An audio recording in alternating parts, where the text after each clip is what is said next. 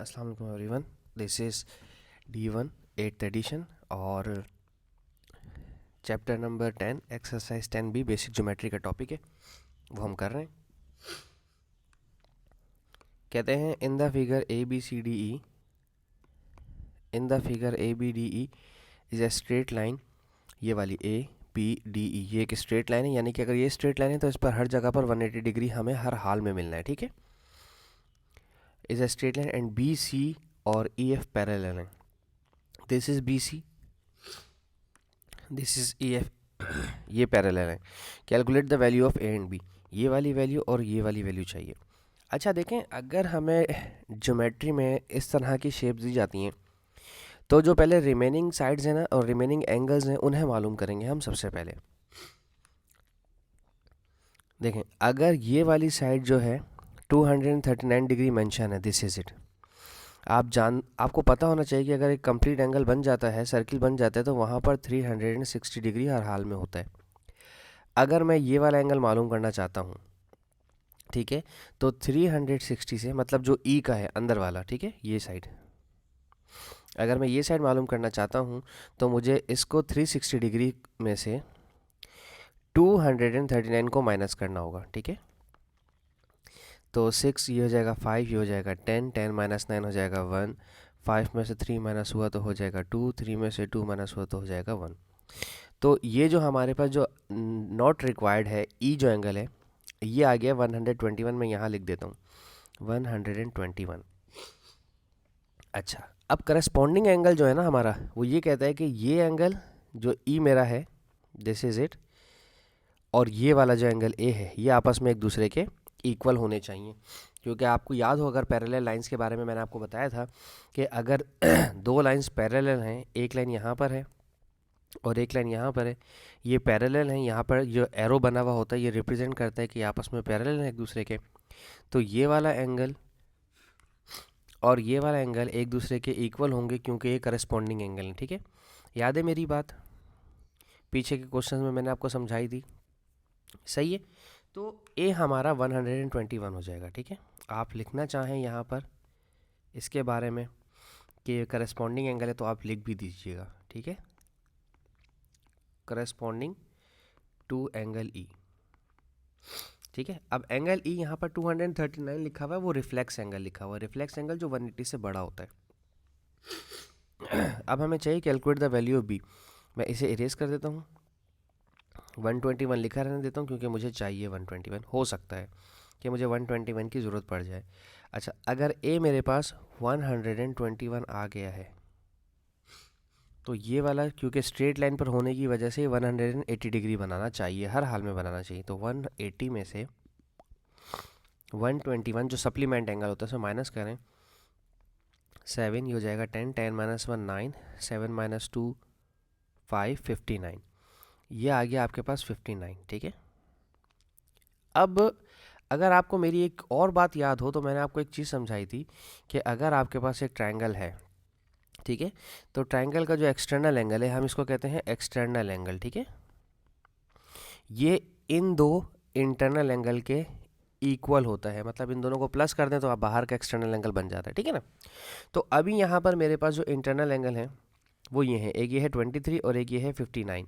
तो अगर मैं इस 23 और इस 59 को प्लस करता हूँ तो मेरे पास ये जो एक्सटर्नल एंगल है ये वाला 2B वाला, दिस इज़ इट, ये बाहर का एंगल बनेगा। यानी कि इस एंगल को और इस एंगल को प्लस करें तो बाहर का एंगल बनेगा। मैं एक लाइन बना भी देता हूँ इसको कि ये और ये दोनों ऐड होंगे, प्लस होंगे, तो ये बाहर का 2B बनेगा, ठीक है। अब इन्हें प्लस करें, अगर हम 9 और 10 11 12 और 1 कैरी 5 6 7 और एक 8, 2B इज इक्वल्स टू 82। दोनों को 2 से डिवाइड करवा दें, 2 2 से कैंसिल हो जाएगा तो B अकेला बचा, और 2 4 ज़ा 8 और 2 1 ज़ा 2, तो B का आंसर कितना आ गया, 41 डिग्री, राइट। ये था इसका क्वेश्चन नंबर 11। अब हम देखते हैं इसका क्वेश्चन नंबर 12, ठीक है। इसे मैं इरेज कर देता हूँ।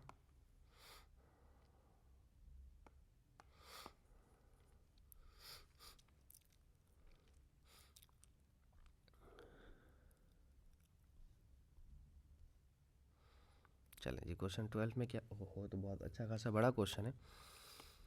कह रहे हैं in the figure the lines A B और A B and C D are cut, मैं क्यूट पढ़ रहा था, are cut by the transversal line P S and P V. अच्छा, यहाँ लाइन नहीं लिखा हुआ, लेकिन ये याद रखिएगा ट्रांसवर्सल हमेशा लाइन होती है, ठीक है।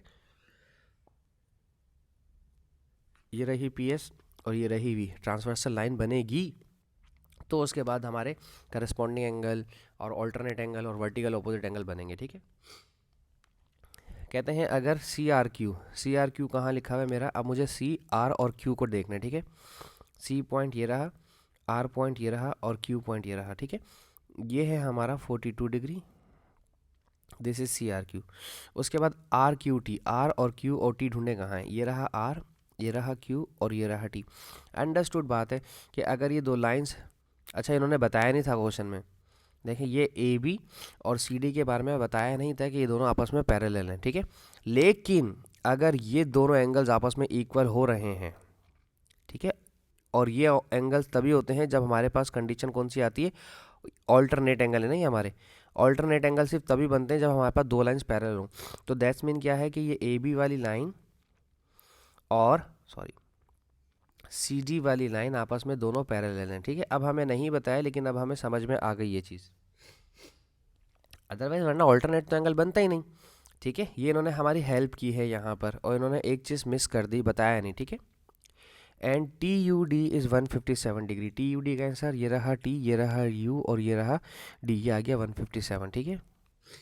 अब चूंकि ये दोनों ट्रांसवर्सल लाइन है तो ये वाले करस्पॉन्डिंग नहीं हो सकते, ठीक है।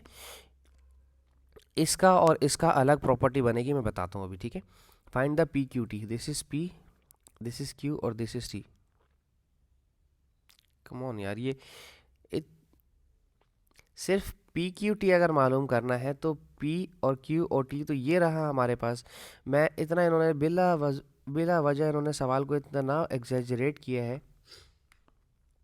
देखें ये मेरी लाइन है पी क्यू एस, ये स्ट्रेट लाइन है, तो यहाँ पर जो एंगल बनेगा वो 180 डिग्री का बनेगा ऑब्वियसली हर हाल में। तो अगर 180 में से एक जो है 42 डिग्री का एंगल गिवन है, तो बस उसे माइनस कर दें। 10 में से 2 माइनस किया 8, ये रह गया 7, 7 में से 4 माइनस किया 3, और उसके बाद ये 138, ठीक है। लेकिन हमें चाहिए P से Q, Q से T।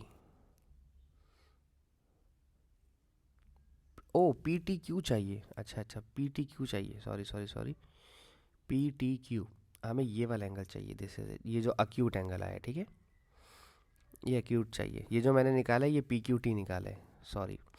ओके अच्छा जी, तो भी हमारे लिए आसानी हो गई। अगर ये 157 है मेरा, ठीक है, तो फिर ये वाला भी जो बाहर वाला एंगल बनेगा ये भी 157 ही है हर हाल में, ठीक है, 157। और ये पूरा स्ट्रेट लाइन बना रहा है इस तरह से, ठीक है ना। ये ए बी वाली लाइन पूरी स्ट्रेट लाइन है, और उसके ऊपर ये एक बाहर वाला जो एंगल है हमारा 157 है।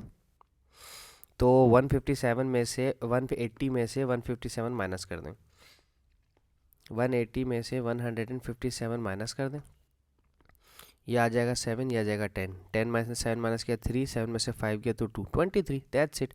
पी और टी और क्यू हमारा 23 डिग्री आ गया, ठीक है जी। होप सो मैं आपको समझाने में कामयाब रहूँगा। Thank you so much for watching my channel. अल्लाह हाफिज़।